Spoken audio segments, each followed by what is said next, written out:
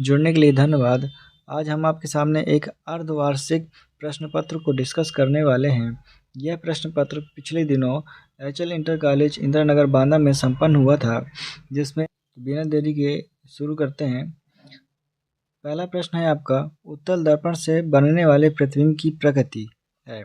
आपको बता दें कि उत्तल दर्पण में सिर्फ और सिर्फ दो प्रतिबिंब बनते हैं और दोनों के दोनों आभासी होते हैं। उत्तल दर्पण में दो प्रतिबिंब बनते हैं, दोनों के दोनों आभासी प्रतिबिंब होते हैं और जो आभासी होता है उसके साथ एक शब्द जुड़ा होता है, सीधा। अगर कोई प्रतिबिंब आभासी है तो वह सीधा जरूर होगा। अगर कोई प्रतिबिंब आभासी है, अगर आप देखें कि उत्तल दर्पण में प्रतिबिंब बनते हैं, अवतल में भी बनते हैं, उत्तल लेंस अवतल लेंस में प्रतिबिंब बनते हैं, लेकिन जहाँ जहाँ वर्ड आभासी आएगा उसके साथ शब्द जुड़ा होगा सीधा, और जहाँ जहाँ वास्तविक आएगा, कोई प्रतिबिंब वास्तविक बन रहा है तो उसके साथ जुड़ा होगा शब्द उल्टा। अगर यहाँ पर देखें, उत्तल दर्पण से बनने वाले प्रतिबिंब की प्रकृति पूछ रहा है। उत्तल दर्पण तो आभासी दो प्रतिबिंब बनते हैं, दोनों आभासी होते हैं, उसके साथ क्या हो गया, सीधा। आभासी और सीधा, आपका आंसर हो जाएगा ऑप्शन नंबर 2, आभासी और सीधा प्रतिबिंब बनता है। अगला प्रश्न देखेंगे, एक गोली दर्पण की वक्रता त्रिज्या को हम R से डिनोट करते हैं, कैपिटल R से, और यह दी हुई है 30 सेंटीमीटर। इसकी फोकस दूरी क्या होगी? फोकस दूरी स्मॉल f से डिनोट करते हैं, यह पूछ रहा है। इसके बीच में आप रिलेशन जानते हैं, फोकस दूरी और वक्रता त्रिज्या के बीच में फोकस दूरी वक्रतर त्रिज्या की आधी होती है। वक्रता त्रिज्या 30 सेंटीमीटर दिया है, 2 से डिवाइड कर देंगे तो आ जाएगा 15 सेंटीमीटर। देखते हैं अगला प्रश्न। वायु में प्रकाश की चाल 3 × 10⁸ मीटर प्रति सेकेंड है। वायु में प्रकाश की चाल 3 × 10⁸ मीटर प्रति सेकेंड है, जबकि एक पदार्थ में इसकी चाल 1.5 × 10⁸ मीटर प्रति सेकेंड है हो जाती है। तो पदार्थ का अपवर्तनांक ज्ञात कीजिए। अपवर्तनांक का फॉर्मूला होता है, अपवर्तनांक को n से डिनोट करते हैं। इसका फॉर्मूला होता है वायु में प्रकाश की चाल c से डिनोट करते हैं, और किसी पदार्थ में प्रकाश की चाल v से डिनोट की दे रहे हैं। v से डिनोट किया तो c आपका प्रकाश की चाल है। वायु में प्रकाश की चाल कितनी है? 3 × 10⁸ मीटर प्रति सेकेंड। और वहीं किसी पदार्थ में अगर यह प्रकाश की चाल देखते हैं तो 1.5 × 10⁸ है। देखेंगे 10⁸ कट गया, दशमलव हटाए, यहाँ 0 बढ़ गया, 15 दूनी 30, यानी कि आंसर आया आपका 2, ऑप्शन नंबर 4 आपका राइट आंसर होगा। देखते हैं अगला प्रश्न।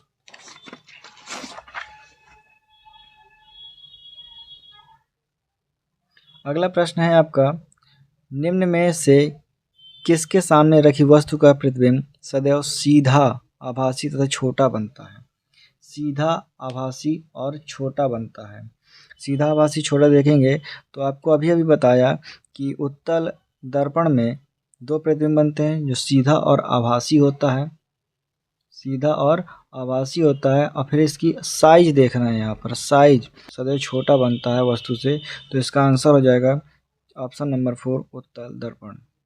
अगला प्रश्न देखते हैं, बहुत ही इजी क्वेश्चन है और रिपीटेड क्वेश्चन है, पूछता रहता है, बार बार पूछा जाता है, इसको याद रखेंगे। मानव नेत्र द्वारा किसी वस्तु का प्रतिबिंब बनता है। मानव नेत्र द्वारा किसी वस्तु का प्रतिबिंब कार्निया, आइरिस, पुतली, इन पर नहीं बनता है। इसका राइट आंसर है रेटिना पर, ऑप्शन नंबर 4, रेटिना पर प्रतिबिंब बनता है। अगला प्रश्न है, प्रकाश के लिए किस रंग का प्रकीर्णन सबसे कम होता है? प्रकाश के लिए सबसे कम प्रकीर्णन होता है लाल रंग के लिए। सबसे कम प्रकीर्णन लाल रंग के लिए, यह कम विचलित होती है, और यह सबसे अधिक विचलित होती है। और अगर पूछा जाए प्रकीर्णन सबसे कम किसका, तो लाल रंग का प्रकीर्णन सबसे कम होता है। अगला प्रश्न है आपका, R1 व R2 दो प्रतिरोधक तार समांतर क्रम में जोड़े गए हैं, इनका तुल्य प्रतिरोध ज्ञात कीजिए। दो प्रतिरोध हैं आपके R1, R2, तुल्य प्रतिरोध ज्ञात करना है। तुल्य प्रतिरोध होता है 1/R इक्वल, जो भी प्रतिरोध दिया है, यहाँ पर प्रतिरोध क्या दिया है, R1, 1/, अगला प्रतिरोध R2 दिया है 1/R इक्वल सॉल्व करते जाएं। एलसीएम क्या आएगा, R1 इंटू R2, R1 से R1 कट जाएगा तो R2 ऊपर आएगा, R2 से R2 कट जाएगा तो R1 ऊपर आ जाएगा, यानी 1/R इक्वल क्या आया, R1 plus R2 divided by R1 into R2। आपको 1/R तो नहीं चाहिए, आपको तुल्य प्रतिरोध R चाहिए, तो इसको पलट दीजिए, ये भी पलट जाएगा। R1 into R2 equal R1 plus R2। Option number देखेंगे, ऑप्शन नंबर तीसरा इसका सही आंसर होगा, R1 into R2 divided by R1 plus R2। अगला प्रश्न है, क्षारीय विलयन का पीएच मान 7 से अधिक होता है। ऑप्शन नंबर 4, 7 से कम में क्षारीय नहीं अम्लीय होता है, और 7 में उदासीन होता है, और 7 से अधिक में क्षारीय होता है। याद रखिएगा, एक प्रश्न यहाँ से भी पूछ लेता है, न्यूमेरिकल या ऑब्जेक्टिव। धावन सोडा का सूत्र क्या होता है, धावन सोडा का सूत्र होता है Na2CO3 into 10H2O, Na2CO3 into 10H2O। अगला प्रश्न, अभिक्रिया Fe2O3 plus Al 2Al Al2O3 aluminium oxide और आयरन, तो ये कौन सी अभिक्रिया, देखेंगे यहाँ पर FeO3 है और यहाँ पे एल्युमिनियम है, तो यहाँ पर Al2 आकर के ऑक्सीजन के साथ क्या हो रहा है, जुड़ रहा है, और किसको हटा दिया गया है, Fe को हटा दिया गया है, Fe हट गया और उसकी जगह Al आ गया है, Fe अलग हो गया, हट गया, तो यहाँ पर यह अभिक्रिया हो जाएगी आपकी विस्थापन अभिक्रिया, विस्थापित कर दिया, Fe को विस्थापित कर दिया, ये विस्थापित हो गया, तो यहाँ पर अभिक्रिया होगी विस्थापन अभिक्रिया।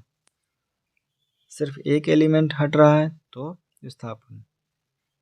अगला देखते हैं, निम्नलिखित में से कौन सी धातु जल के साथ सामान्य ताप पर क्रिया करती है, सामान्य ताप पर क्रिया कर लेती है, ये आपकी है सोडियम, यह जल में जैसे ही डालते हैं आग पकड़ लेती है, और ज़्यादा डालते हैं, सोडियम की मात्रा जल में ज़्यादा डाल देते हैं, एक विस्फोटक पदार्थ के रूप में सामने दिखाई देता है हमको, तो यह इसका सही आंसर होगा सोडियम।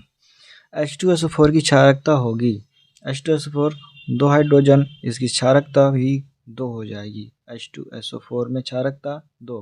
किसी विलयन में H प्लस आयन की सांद्रता दी गई है 10⁻⁵ है, तो POH का मान क्या होगा, तो आप जानते हैं यहाँ पे H प्लस आयन दिया हुआ है आपको 10⁻⁵, 10⁻⁵, तो इसके लिए फॉर्मूला होता है, आप जानते हैं कि pH इक्वल होता है माइनस का log H plus ion, H plus ion की वैल्यू फिट कर देंगे, माइनस का लॉग H प्लस आयन दिया हुआ हमारा 10⁻⁵, तो pH इक्वल, ये लॉग पे है, माइनस आगे आ जाएगा, -5 आगे आ जाएगा, माइनस पहले से लगा था, -5 और आगे आ गया, तो हो गया log 10, इसकी वैल्यू तो हो जानी है यहाँ पर 1, तो आपका pH इक्वल हो गया 5। अब यहाँ पे एक और फार्मूला आपको यूज करना होगा, अगला फार्मूला यहाँ पे लगेगा POH निकालने के लिए, होता है POH इक्वल 14, तो POH इक्वल हो जाएगा 14 माइनस का pH, और pH की वैल्यू अभी आप निकाल चुके हैं, तो हो जाएगा 14 माइनस pH अभी आपने निकाला है क्या 5, तो यहाँ पर हो जाएगा 9, POH इक्वल 9। ध्यान से फिर से देख लें, H प्लस आयन आपको दिया हुआ है, ये फार्मूला आपको लर्न रखना है, लर्न रखिएगा, ये फार्मूला pH इक्वल होता है माइनस का लॉग H प्लस आयन। यहाँ पर आपका जो भी पावर होती है ये आगे आ जाती है, और इसकी वैल्यू होती है log 10 की वैल्यू हो जाएगी यहाँ पर 1, माइनस माइनस से प्लस हो गया, प्लस का 5 बच, यहाँ पर आपको एक फार्मूला और लगाना है, PH प्लस POH इक्वल 14, और यहाँ से POH की वैल्यू निकल आई। आगे क्वेश्चन है आपका, पाचन क्रिया पूर्ण होती है, पाचन क्रिया छोटी आंत में ही पूर्ण होती है, पाचन क्रिया छोटी आंत में पूर्ण होती है। अगला प्रश्न है, इजी प्रश्न है, एक वयस्क मनुष्य के कितने दांत होते हैं? एक वयस्क मनुष्य के 32 यानी 32 दांत होते हैं। ऑप्शन नंबर 1 सही आंसर हो जाएगा। अगला प्रश्न है आपका, अमाशय में अध पचे भोजन के लेई की तरह के स्वरूप को क्या कहते हैं? अमाशय में यदि अध पचा भोजन है तो लेई जैसा होता है उसकी प्रगति, वह क्या कहलाता है? वह कहलाता है काइम। ऑप्शन नंबर 1 काइम कहलाता है। अगला प्रश्न, स्वपोषी पोषण के लिए आवश्यक होता है। जो स्वयं से भोजन बनाते हैं, स्वयं से भोजन कौन बनाते हैं? पौधे बनाते हैं। तो पौधे के लिए आपको क्या चाहिए? सूर्य का प्रकाश चाहिए, सूर्य प्रकाश चाहिए, CO2 कार्बन डाइऑक्साइड चाहिए, क्लोरोफिल चाहिए, जल भी चाहिए। तो इसका राइट ऑप्शन हो जाएगा 4 नंबर, ये सभी। अगला प्रश्न है, मनुष्य में वृक्क एक तंत्र का भाग है जो संबंधित है। मनुष्य एक तंत्र है जो उत्सर्जन के काम में आता है। इसका राइट ऑप्शन हो जाएगा उत्सर्जन। ना ही पोषण बनाता है, ना ही परिसंचरण करता है, ना ही शोषण करता है। ये उत्सर्जन करता है, यूरिन को प्यूरिफाई करके उसको उत्सर्जित, आपके वेस्ट को बाहर निकालता है, यानी उत्सर्जित करता है। मानव हृदय में पाए जाते हैं, मानव हृदय में 4 वेस में पाए जाते हैं, 4 पार्ट होते हैं हृदय के। मानव हृदय के 4 भाग होते हैं। रक्त क्या है? रक्त एक ऊतक है। रक्त एक ऊतक है। जैसे प्लाज्मा, श्वेत रक्त कणिकाएं, लाल रक्त कणिकाएं पाई जाती हैं। रक्त एक प्रकार का ऊतक है। ये आपके 20 प्रश्न थे जो ऑब्जेक्टिव प्रश्न पत्र में दिए हुए थे। सारे हमने एक तरफ से डिस्कस